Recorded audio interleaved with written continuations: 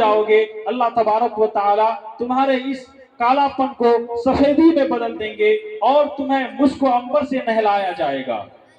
तो वो चरवाहा उस जिहाद में शरीक हो गया। जब जिहाद खत्म हो गई, हुजूर पाक सल्लल्लाहु अलैहि वसल्लम का ये मामूल था कि जब कोई भी लड़ाई होती थी, बाद में आप वहां का मुआयना करते थे, देखभाल करते थे कि कौन कौन शहीद हुए, किसका क्या हाल है। तो हुजूर सल्लल्लाहु अलैहि वसल्लम मुआयना के लिए निकले तो देखा कि एक जगह सहाबा की भीड़ है, सारे सहाबा किराम वहां भीड़ लगाए खड़े हैं। तो हुजूर पाक सल्लल्लाहु अलैहि वसल्लम पहुंचे और फरमाने लगे कि क्या बात है, क्या किस्सा हुआ, यहाँ क्यों तुम सब खड़े हो। तो सहाबा किराम ने अर्ज किया कि अल्लाह के रसूल सल्लल्लाहु अलैहि वसल्लम कि ये शख्स शहीद हो गया है, हम में से इनको कोई नहीं पहचानता, ये शख्स कौन है। तो हुजूर सल्लल्लाहु अलैहि वसल्लम फरमाने लगे कि तुम लोग नहीं पहचानते हो, लेकिन मैं इसको पहचानता हूँ। ये वो शख्स है,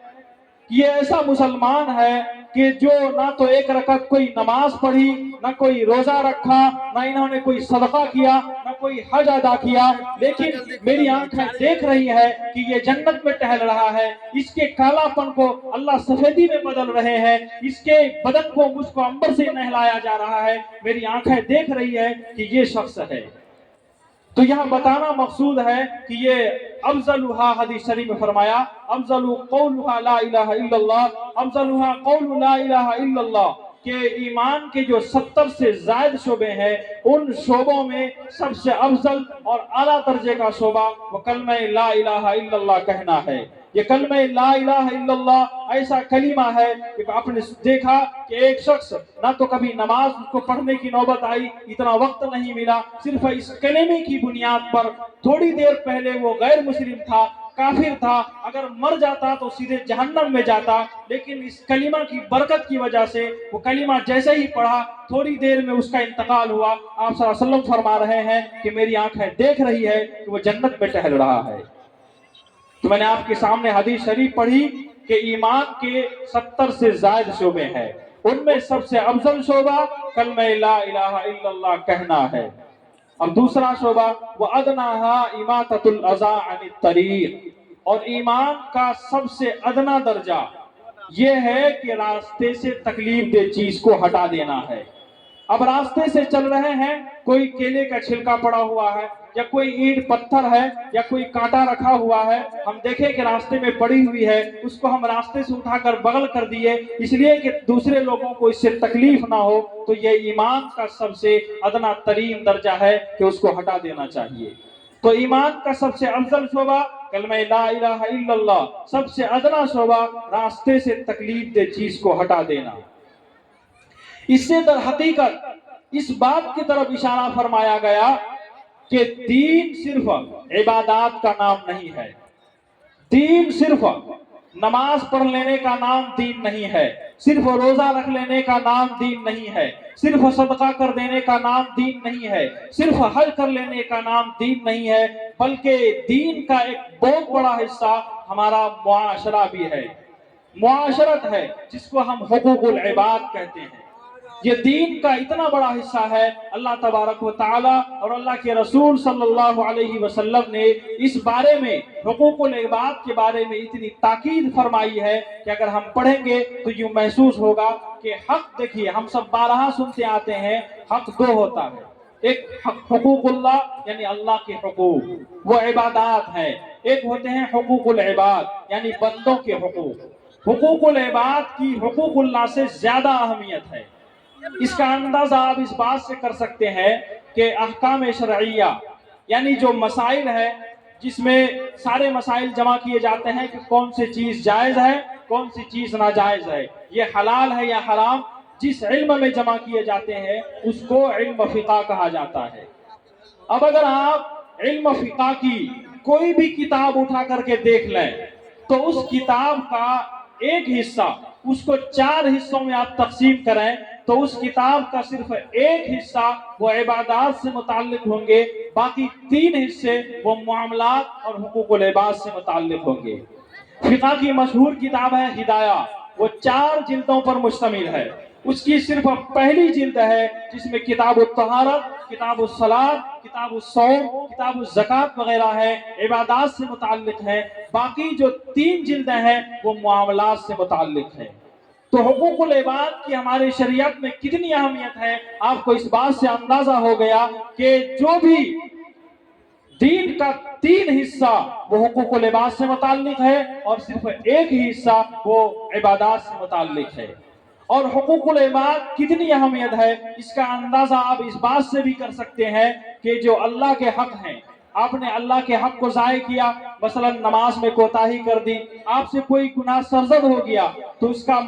قاعدہ یہ ہے کہ اب آپ اگر تنہائی میں بیٹھ کر اللہ کے سامنے خوب گڑ گڑائے کہ یا اللہ مجھ سے یہ غلطی ہو گئی، اب آپ نے یہ کہا کہ استغفر اللہ ربی من کل ذنب واتوب الیہ، میں اس گناہ سے توبہ کرتا ہوں، تو حدیث شریف میں آتا ہے کہ التائب من الذنب کمن لا ذنب لہ، کہ توبہ کرنے والا گناہوں سے ایسا ہے جیسا کہ اس نے کوئی گناہ کیا ہی نہیں ہو۔ تو آپ سے اگر کوئی گناہ سرزد ہو گیا، کوئی کوتاہی ہو گئی، تو آپ تنہائی میں بیٹھ کر اللہ کے سامنے روئے، تو اللہ کی رحمت سے یہ امید ہے کہ اللہ تعالیٰ اس گناہ کو معاف فرما دیتے ہیں۔ لیکن حقوق العباد یعنی بندوں کا جو حقوق ہے، اس کا مسئلہ یہ ہے کہ اللہ تبارک و تعالیٰ اس گناہ کو معاف نہیں کریں گے۔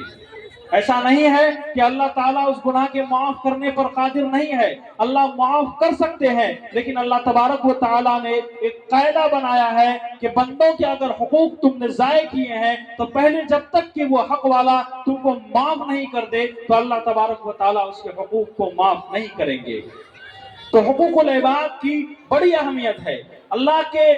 عبادات میں اور اللہ کی نافرمانی آپ نے کر لی تو تنہائی میں بیٹھ کر گڑ گڑائیں گے تو اللہ کی رحمت سے امید ہے کہ اللہ آپ کو معاف کر دیں۔ لیکن اگر آپ نے کسی بندے کا حقوق ضائع کیا ہے، کسی کی زمین ہڑپ کر لی ہے، کسی کو ناحق مارا ہے، کسی کو گالی دی ہے، تکبر کی وجہ سے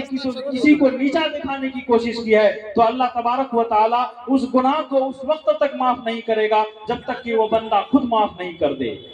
ایک حدیث شریف ہے کہ ایک مرتبہ حضور پاک صلی اللہ علیہ وسلم نے صحابہ کرام سے فرمایا کیا تدرون من المفلس،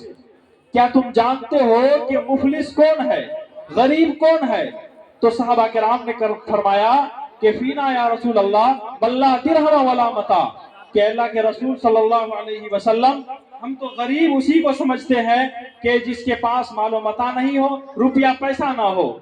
تو حضور صلی اللہ علیہ وسلم نے فرمایا کہ مفلس اور غریب وہ شخص نہیں ہے، بلکہ فرمایا کہ المفلس من امتی من یاتی یوم القیامت بصلاۃ وصیام وزکوٰۃ، کہ مفلس وہ شخص ہے کل قیامت کے دن بہت ساری نماز، روزے، زکوٰۃ، خیرات کر کے آئے گا، لیکن حال یہ ہوگا کہ کسی کو وہ گالی دی ہوگی، کسی کو مارا پیٹا ہوگا، کسی کو زمین کو ہڑپا ہوگا، کسی کو ناحق ستایا ہوگا، اپنے پڑوسی کو ستایا ہوگا، تو اس کے اس گناہ کی وجہ سے ایسا ہوگا کہ کل قیامت کے دن جس کے انہوں نے حق لیے تھے وہ سارے حق والے کھڑے ہو جائیں گے اور سب کو اس کے نیکیوں میں سے اٹھا کر دی جانے لگیں گی، یہاں تک کہ سارے حق اس کے نیکیاں جب دے دی جائیں گی ختم ہو جائیں گی، لیکن حق لینے والے اور بھی باقی رہیں گے۔ تو حدیث شریف میں آتا ہے کہ ان حقداروں کے گناہ لا کر کے اس کے سر پر ڈال دیا جائے گا اور اس کو منہ کے بل گھسیٹ کر جہنم میں پھینک دیا جائے گا۔ تو اسی لیے ضروری ہے کہ ہم حقوق العباد کی بڑی تاکید ہے، اس میں عمل کرنے کی بہت ضرورت ہے، ہم سب بڑی اس میں کوتاہی کرتے ہیں۔ تو میں نے حدیث شریف پڑھی تھی کہ ایمان کے 70 سے زائد شعبے ہیں، ان میں سب سے افضل شعبہ کلمہ لا الہ الا اللہ، سب سے ادنا شعبہ راستے سے تکلیف دہ چیز کو ہٹا دینا ہے، اور بیچ میں اہمیت کے ساتھ حضور صلی اللہ علیہ وسلم نے فرمایا کہ ایمان کا سب سے اہم شعبہ وہ حیا ہے، اس لیے کہ حیا اگر انسان کے اندر ہو تو وہ سارے گناہوں سے محفوظ رہ سکتا ہے۔ حدیث شریف میں آتا ہے اذا لم تستحی فافعل ما شئت، کہ جب حیا فوت ہو جائے تو تم جو چاہے کرو۔ انسان کے اندر حیا ہے تو وہ بہت ساری گناہوں سے بچ سکتا ہے، اگر حیا نہیں ہے تو پھر انسان اور کتے اور بلی میں کوئی فرق نظر نہیں آتا ہے۔ اس لیے ہم سب اللہ تعالیٰ سے دعا کریں کہ اللہ تبارک و تعالیٰ ہمیں حیا والی زندگی نصیب فرمائے، اور جو باتیں کہی گئی ہے اس پر مجھے بھی اور ہم سب کو اس پر عمل کی توفیق عنایت کرے۔ وما توفیقی الا باللہ۔ ماشاءاللہ، بہت خوب۔